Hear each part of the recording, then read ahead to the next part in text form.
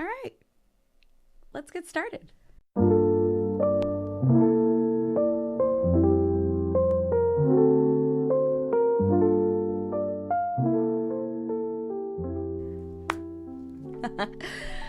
Hello, everyone. I'm Maritza, and you're probably wondering, is this the podcast she's been talking about for several years? Yes. Hi, this is Candy Apples. Who the heck am I? Why am I doing this? Why now? And let's get into it.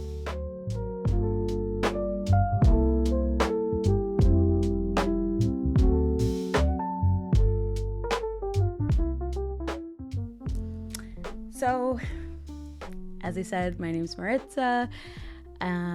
This podcast is really about stories, storytelling, and the meaning that we make, and what resonates with us, what makes us feel something. We're living in a world right now that is just, you're constantly being bombarded and inundated with information overload, with things that dysregulate our nervous systems, that are very emotional, enraging, infuriating, heartbreaking. And also, we still have to keep going, right? How does humanity keep going?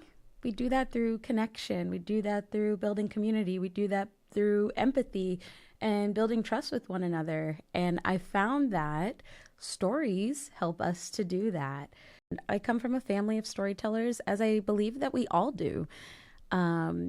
Stories are how humans make meaning of things, of the world, make sense of our past, our identities. The stories we tell ourselves informs how we interact with one another, how we make sense of our own identities and the choices that we make. And I just found myself recently in a space where, one, I have access to an incredible podcast studio and the training to learn how to use that. I am surrounded by storytellers, and I have been talking about this podcast for many years, but I couldn't figure out what the core theme would be. I knew that it had to be about stories, though, because whenever I get together with my people, we're constantly talking about what's the latest book you read, what's the latest thing you're watching, what movie did you see recently that made you feel something. We're living in a world right now that is, very heavy. It is a space where we're constantly being inundated and overwhelmed with information that is meant to dysregulate our nervous systems and keep us separated and in a state of rage, keep us in a state of helplessness. But I find that when I am consuming media that is nourishing, even media that does enrage, there's something, a nugget that I can take from that helps me continue day by day. And that's what this podcast is really all about. I have a deep relationship with stories and storytelling. Some have called me a storyteller. I guess that is true. I come from a family that has, on both sides, we document so much through pictures and videos. And, now we live in the realm of social media. So a lot of our personal stories are documented on social media, online. And I surround myself with creatives and people who care about who's telling the story. So, I have poets in my life and artists and people who are trying to uplift others to tell their own story. And I work in a space where we empower other people to tell their stories, tell the stories of the place that they're in. And I felt like, I'm constantly in these conversations. Like I said, what have you read lately? What's the last thing that made you feel something? I find that, we're in this alleged attention economy, right? Everything is vying for our attention. But even in the short clips on TikTok, I remember during the pandemic, like I found myself connecting with strangers online, and that's got its own issues, but I've learned more about myself. I learned more about the world. I learned more about things happening in other places that I didn't know about, because these brave people were sharing their stories. So it doesn't have to be that deep. It's really just, I want to talk about what moves you. Where do you find meaning in the world? How do you find stories that nourish and sustain you? Or, what has actually moved you deeply? Because we are, constantly doom scrolling, right? Or we're just drowning out the noise. But it's so important that we connect to ourselves and to who we are. And I think stories can help us do that.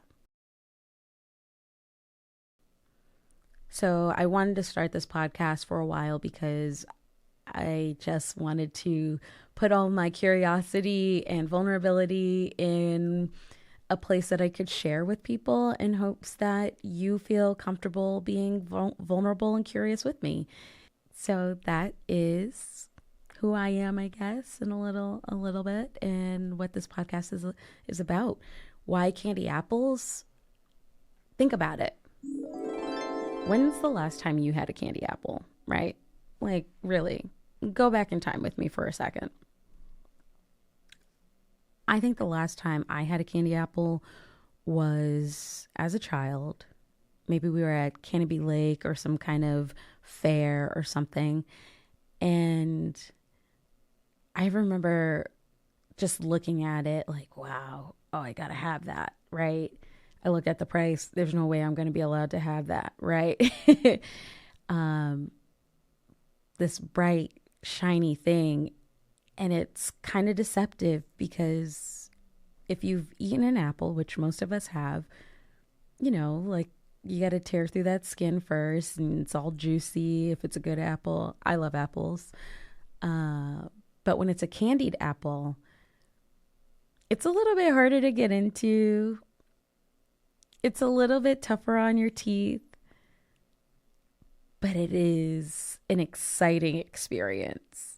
And it can be messy and it could get all over the place. Candy apples have only gotten more elaborate through the years. But it almost feels like a thing that, you're not really supposed to have. But it's also like maybe it's a little healthy for you because it's this healthy thing, this fruit wrapped in candy, whatever. So it's sticky and it's sweet, and maybe there's a kernel that's good for you. And that's how I feel about stories. I actually got the idea, bear with me, when I was about 15, 16. Again, we always had a camera out. Me and my cousins, we would have video cameras, much like our parents who always had a video camera or even just a regular camera. And we would terrorize lovingly the neighborhood boys and constantly have them on our cameras, right? Because we were just documenting our childhood, but that's a story in itself, right? And one of the boys turned the camera on me and he said, we were pretending to interview each other. And he said, "So, tell me about the book you're writing." And I said, "Oh, it's an autobiography and it's called Candy Apples. It's about the sticky and sweet of my life." And that really stuck, pun intended, with me. And when I was trying to figure out, what is this podcast I'm going to do? What am I going to call it? It's Candy Apples. It's also Candy Girl is what my late Auntie Mama used to call me. And, she also was a magnificent storyteller, much like every member of my family. They call my dad Gabby, then they meet me and they realize, oh, sweet summer child, you're just like your dad. You talk so much. So again, people would say, yeah, you are a storyteller. You should start this podcast. But I didn't just want to start a podcast, but right now it just felt like the right time. And it feels like a way to honor all of my family members that we've lost, who were amazing storytellers in their own ways, whether it was telling us the story of our own lives, their lives, history, the media that moved them. You know, they were very big into music. Those of us who are still living are, and we carry on these legacies. You know, my uncle told stories through his comedy. He was hilarious and kind of a bully. But it all told a story, and those kinds of things stick with me, just like a candy apple might stay stuck in your teeth, right? So that's where candy apples came from. Lately, I've been really thinking about what stories matter to me.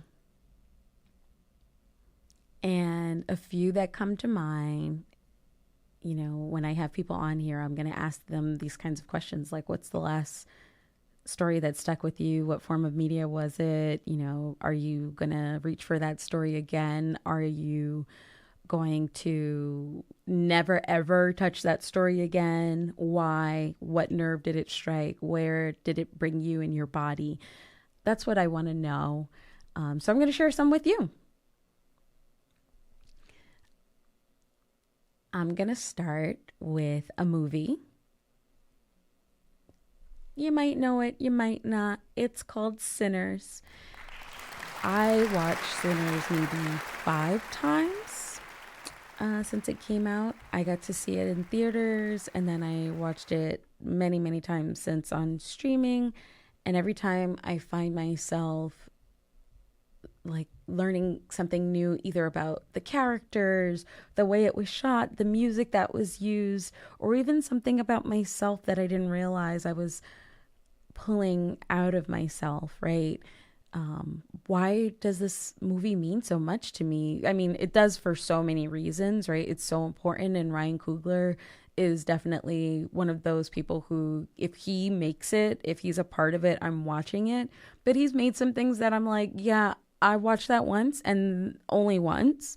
Fruitvale Station, anyone? That was important and traumatizing.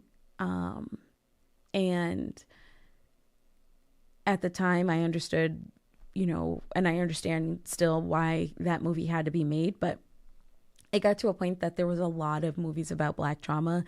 And as a Black person in the world, I want to support those things, but I also don't constantly want to be reliving that trauma.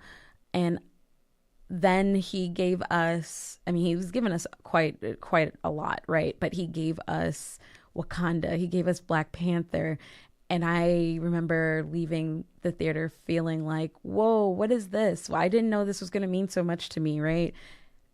Because I don't think I had ever seen a Black superhero at that point. And T'Challa, Chadwick Boseman, the pride of the people. And when you're a part of the global diaspora, you don't really think about, I mean, you think about, where do I come from? And I'm proud to be a Black person in America. But you're disconnected from your roots in a way, your deep, deep, deep roots. And for some reason that just felt like I got reconnected to something deep inside of me. And also it connected so many of us after we watched it. We felt seen. We felt a sense of pride. Whether you like Marvel movies or not, that movie meant something. And of course, he has his son, Michael B. Jordan, constantly in everything, right? And Michael B. Jordan, you know, say what you want about the guy, but he's powerful. He is powerful. He presents a powerful experience. He portrays characters in this way that he puts his full self into it. And again, let's circle back to Sinners. He played 2 characters, and people even who worked on the movie with him said you could sense which character he was coming in to play that day because he put so much of himself in it. So Sinners, why did I watch it 5 times? Why am I going to watch it 5 more times? Why am I going to watch it 10 more times? I've always been into vampires. I've always been into history. And I also was a dancer, growing up watching Alvin Ailey. Shout out again to my auntie mama for bringing me to that, to see that power on stage, again, telling story through dance. And then putting me in a dance school, the Roxbury Center for Performing Arts, where we got to do some of those dances, was such a full circle moment for me. But watching that one scene, and if you've seen Sinners and you know what scene I'm talking about, it's the dance. They're all dancing in the juke joint. Everybody's moving. Everybody's feeling their feelings, and the ancestors are alive, but not just the ancestors, but it's a through line to our future. Music and dance connect us. And it wasn't just, us, but everybody, right? And that's what they wanted from us. They want that power, right? But it was just a source of pride. It wasn't just another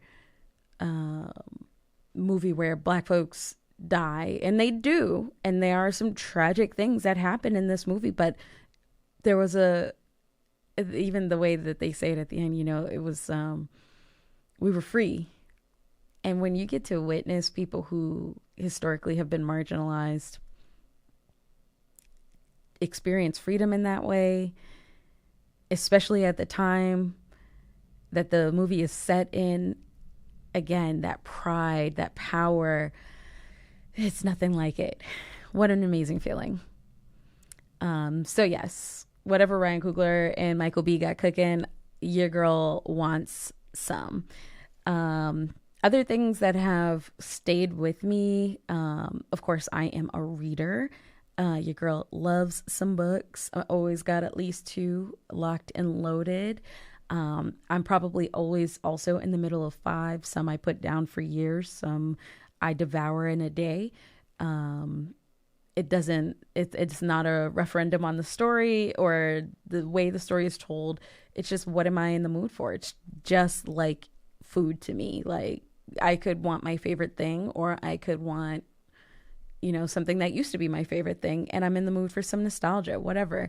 Or I'm in the mood to be mad. And I'm going to tell you, a book that pissed me off was Yellowface by R.F. Kuang.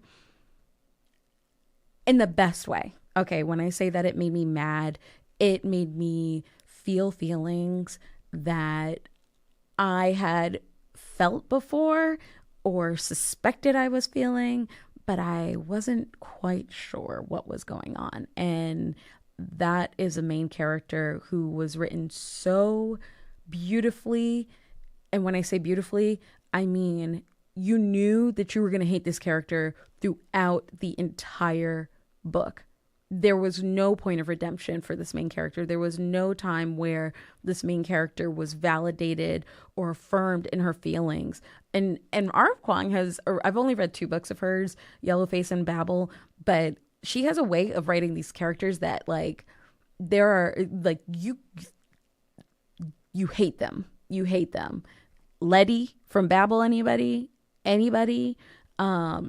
Because why? Because why? But I think works like that are incredibly important, because I don't think that everything should end on a good note, because that's just not the real world. I do think that happy endings are important and have their place in the world and life, but I do love scathing critiques of the world that we live in. I love a good villain. I love a good arc where nobody is redeemed and everybody sucks here. Because for me, that's real. That's humanity. That is, it makes you examine yourself, because when you are, interacting and engaging with media, oftentimes you're looking for something, right? What are you looking for? And that's what I want to know in this podcast. What are you looking for? I'm looking for something different every time. So Sinners gave me pride and love and passion, and tragedy. And yellow face gave me anger and anger and anger and rage in the best way. But there are those things that do give me comfort that people, I think, write off as, just fluff. I think that fluff, again, has its place in the world. And one of the fluffy things that I like that I think still shows a complex form of humanity and ways of existing, wait for it, is a workplace comedy called St. Dennis. It's set in a hospital, and the characters are, cringy and lovable. And I just feel like that's a lot of people that I know, including myself. I'm lovable and I'm a bit cringe, as the kids say. But cringe in a way that I'm not really embarrassed by it. Like, I'm literally in a room by myself talking to a camera. So to me, that is like inherently cringe. When you engage in media or even the creation of it, it's going to be a little cringy. But St. Dennis is just one of those things that like truly makes my heart happy every single time I watch it. Similarly to Abbott Elementary, my girl Quinta is doing a masterful job of that, and it makes me feel so, so good every time I watch it. So I think that, again, all of these things have their place, right? Now, we can't leave out podcasts that leave an impact. We can't leave out music that leaves an impact. So for podcasts, I actually, funnily enough, am not really a podcast listener. I don't really, the things that I watch on YouTube are usually astrologers or tarot readers, those kinds of things. I do coincidentally have a show where we are telling the story of Lowell through the lens of history, and oftentimes we're trying to uplift those stories who are underrepresented or marginalized. So check that out if you're interested. That's History in Lowell with my personal professor, Bob Forant. You can find that on YouTube. But the podcasts that I did actually listen to, I'm a person who also, I'm not really up for recommendations. So please don't take it personally if you've recommended me something, whether it's a book, TV show, podcast, music, and I am just like, nah, I'm not doing that. Sorry. It's not personal. It's just, again, what am I craving at the moment? And I might actually surprise you and go watch, listen, or read that thing. So I say all that to say, a friend of mine sent me an episode of a podcast by Prentice Hemphill. I'm not sure if I'm saying her name right, but it's called Becoming the People podcast. And the particular episode was A Small Good Thing with Samin Nosrat, who wrote a book about food that I can't remember, but it's really important. I want to call it Salt, Heat, Fat, something. Sorry. But that is important, and I don't want to minimize that person's work, but it was the story this person told on the podcast. It was beautiful. And when the friend sent it to me, I was like, what do you mean this reminds you of us? And as I'm listening, I'm like, it's the context of what's going on. You think that this author is going to talk about food, and they do talk about their relationship to food, but they talk about it through the lens of family and their relationship to their parents, and also seeing the lens of their lives kind of in retrospect, and understanding your family as you grow up, and how does that change relationships? Does it change relationships? So it was interesting. There was an unexpected resonance there, and I did listen to the whole episode, and I understood the context. I understood the shared context with this particular friend. So it was interesting. So it left a mark on me. Am I going to go listen again? Probably not. But I do like the way that podcaster help this person tell their story, and I think that was a separate thing that I got out of it, which was really cool. So then let's go to music. Everybody knows, if you know me, then you know that I love Beyonce. Her music, she is a powerful entertainer. Her words and the songs sometimes just match how I'm feeling in a moment. One particular song that stays with me, that sometimes when I need a push to remember who I am in this world, or that I do have an impact and that I do matter, one of the songs that I listen to is Bigger. And she says, "You're part of something way bigger." And for me, that reminds me of my responsibility as a member of society, as part of a community, as a family member, as someone who loves other people, right? I have a responsibility to remember that I'm part of something way bigger than just myself, and that I can do good things, and I can create change, even if it's in my small sphere right here. And that each step matters. Each step matters. So that's a little taste of what this podcast would be about. Sometimes it's just going to be me. So if you're down to hang with me for a little bit, come and say hey. You don't have to stay the whole time. You can stay for as long as you'd like. You can take what you need, take what resonates, leave what doesn't. If nothing resonates, then thanks for stopping by.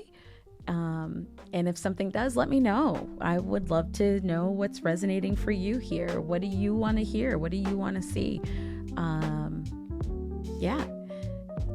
I think that there are going to be some really fun conversations that we're going to have. There are going to be some deep conversations that we have. There are going to be some awkward conversations, some unexpected conversations, some profound conversations, based on the guest, based on what I'm feeling in the moment. And I just hope that, you enjoy.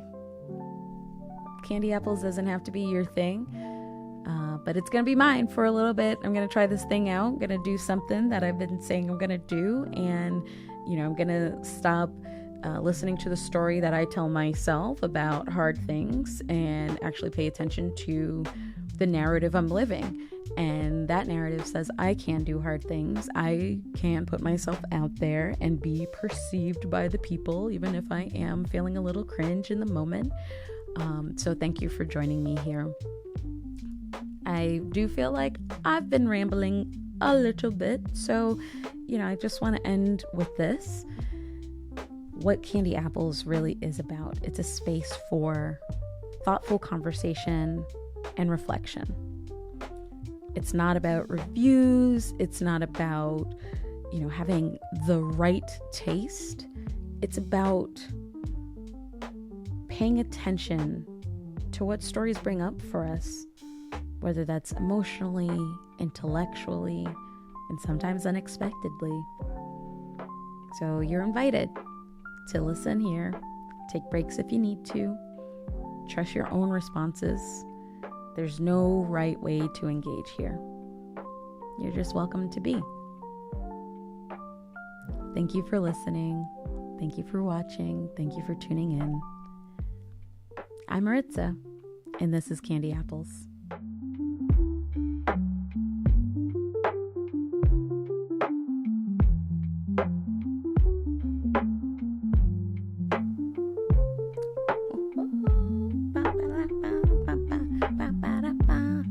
And this is my cat, and this is my girl, and this is my plant.